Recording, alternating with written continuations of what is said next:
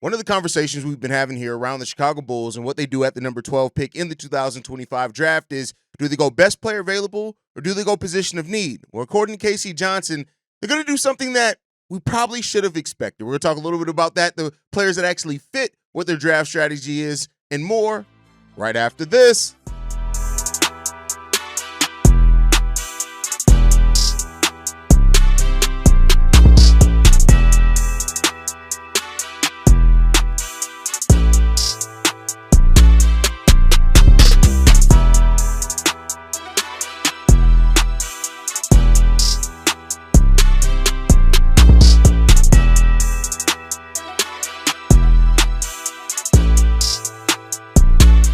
What's going on, Bulls fans? Welcome to another episode of Chicago Bulls Central, your number one spot for everything Chicago Bulls related. I'm the host there, Hayes, but more importantly, you guys can follow the channel at Bulls Central Pod on every social media platform we happen to be on. With that said, let's go ahead and get into this content for today, y'all. And I want to get into these quotes from Casey Johnson in regards to the draft because I think they're very telling about what the Bulls draft strategy is, and then we're going to look at what players in this draft actually fit that strategy, right? So this comes from Casey Johnson, the most recent episode of his show. He says this: one thing I've heard consistently about the Bulls is that they are very focused on stylistically how whoever the pick in the first round will fit with their new philosophy. They're obviously trying to emulate the Indiana Pacers, go deep, play fast, have two-way players, depth at the wings, and depth at the front court.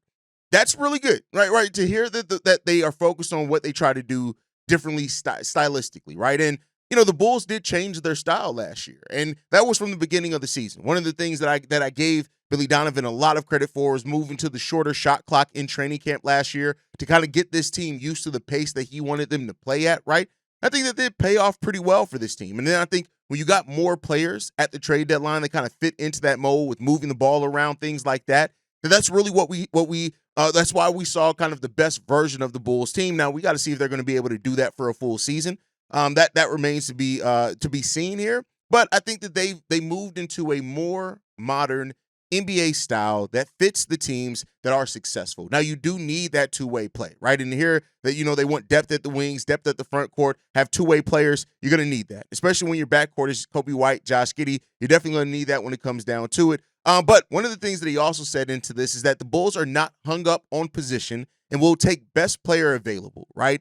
And so, but the thing is, when you pair that with what he said earlier, right, is that fact that it comes down to who fits also stylistically and the way that they need to play, the style of players that they want, right? Because there could be a player that's best available on their board but doesn't fit the way that they play, right? So, while we were having these conversations over best player available or anything else, it seems like it's coming down to not just best player available, but the best player who fits in what they're trying to do right now. And so that kind of eliminates some guys, right? Like, I think that does eliminate a Colin Murray Boyles, for example, regardless of how you see him as, because, the playing in pace is a question. The defense is really good there, but two-way play is a little bit of a question. Does that eliminate a guy like Derik Queen, right, who has some defensive limitations, of course, right?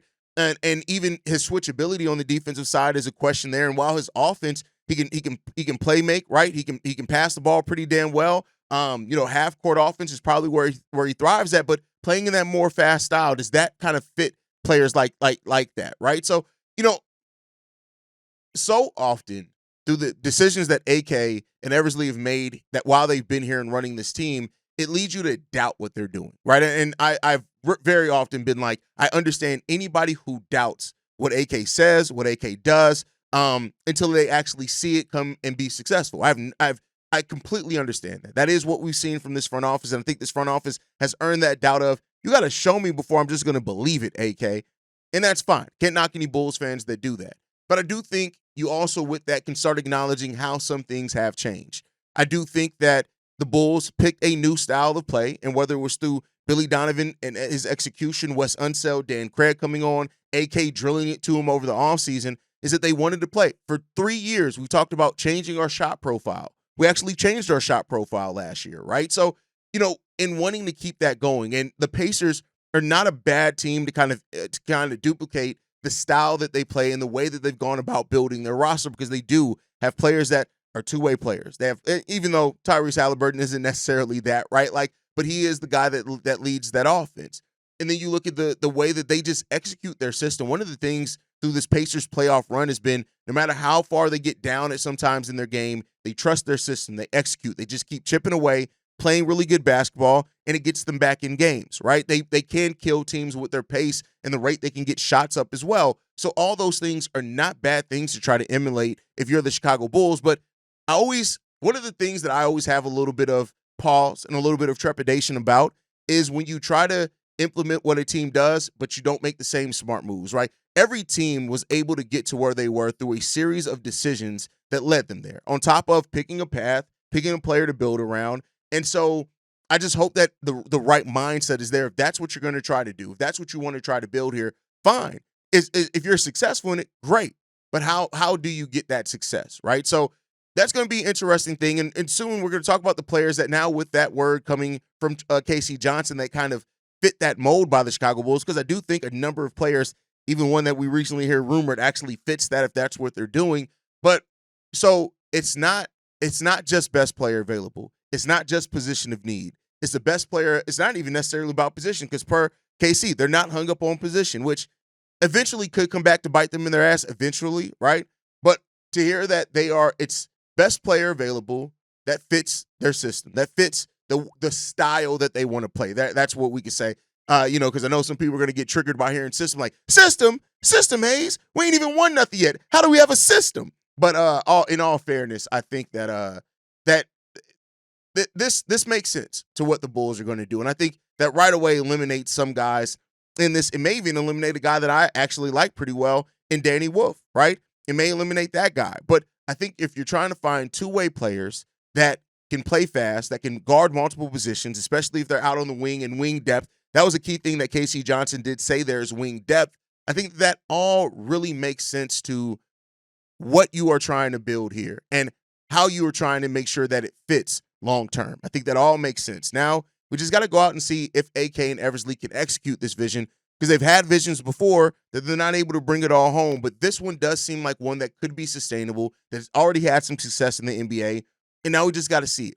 But now the question is, okay, if that's what this team is doing, if that's their motive in this draft, is to find guys that fit what they're doing. They want to play fast. They want to have two-way players. They want to have depth at the wings. They want to have depth at the front court, right? Which I guess you could say the Bulls have more depth in the front court than they ever have before. When you look at Modest Buzelis, they're at the 4. I know Patrick Williams, if you want to count him as depth. Jalen, Zach Collins, Nikola Vučević, right?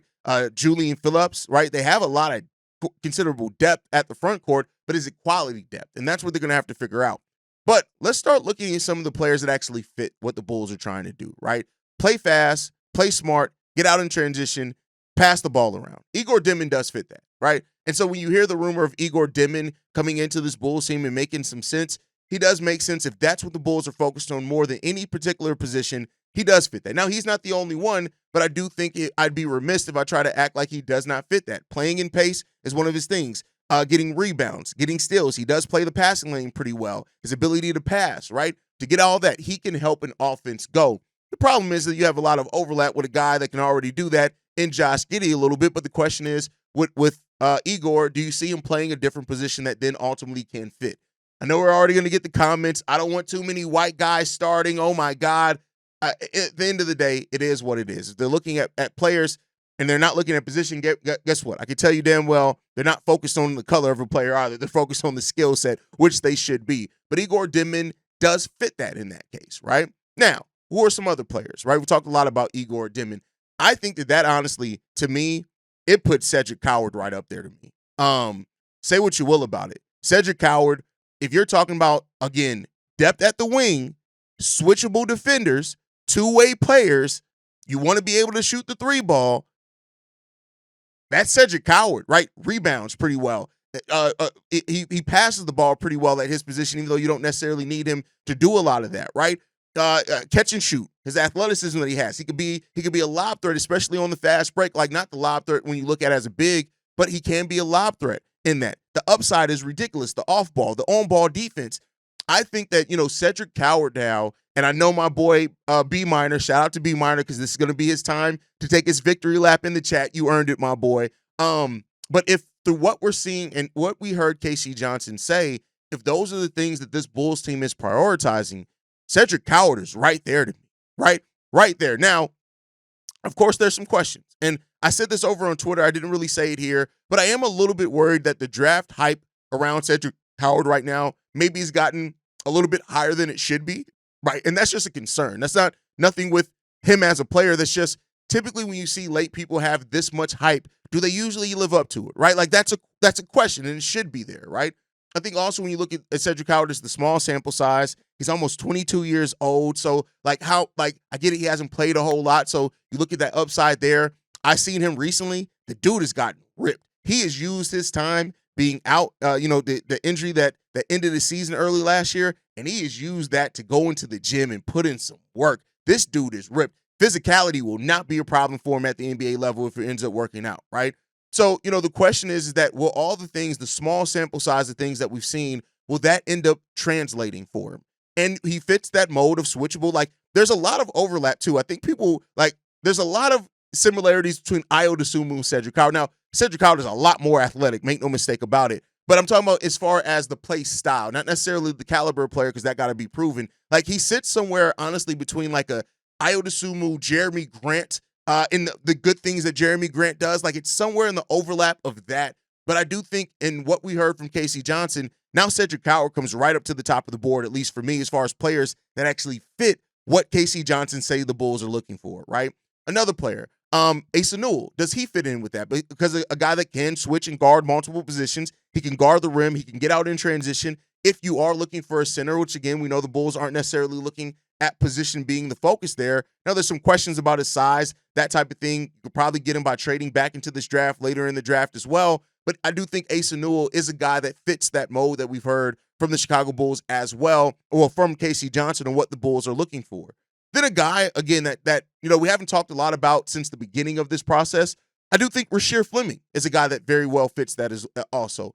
He can play the 4 or the 5, and I think we're seeing more that he can play the 5 too. Like, whatever you look down with that one, he can guard multiple positions. He can guard 3 through 5. Really, when you look at it, he can stretch the ball with his 3-point shooting. His dribbling drills actually show that maybe there's more playmaking ability there than we saw from him as far as creation off the dribble, that he just didn't get an opportunity to show in college. So he's a player that shoots to the top of that list as well. And then in the second round, I think Maxime Reynaud actually fits that mold a lot. So look out for him in the second round for the Bulls, which I've already kind of come around to, is that him being a second round pick potential for the Bulls there, because I think he actually fits that mold a lot for this team too. So, and then the question is, like, does Thomas Sorber fit that, right? Like, Thomas Sorber defensively being able to switch it there.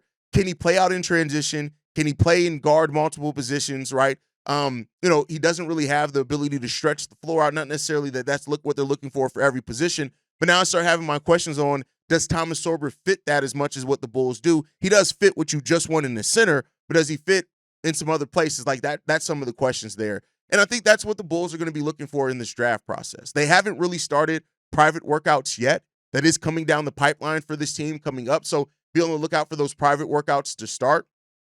And I think once you get into those private workouts, that's where the Bulls are really going to start seeing, all right, this is the guy that fits what I'm trying to do here. This is a guy that fits the way we're trying to play. This is a guy that fits in with the players that we already have here, right? Because it seems like that's all going to be very high up on the Chicago Bulls board and what they're looking for in this draft, and that's perfectly fine, right?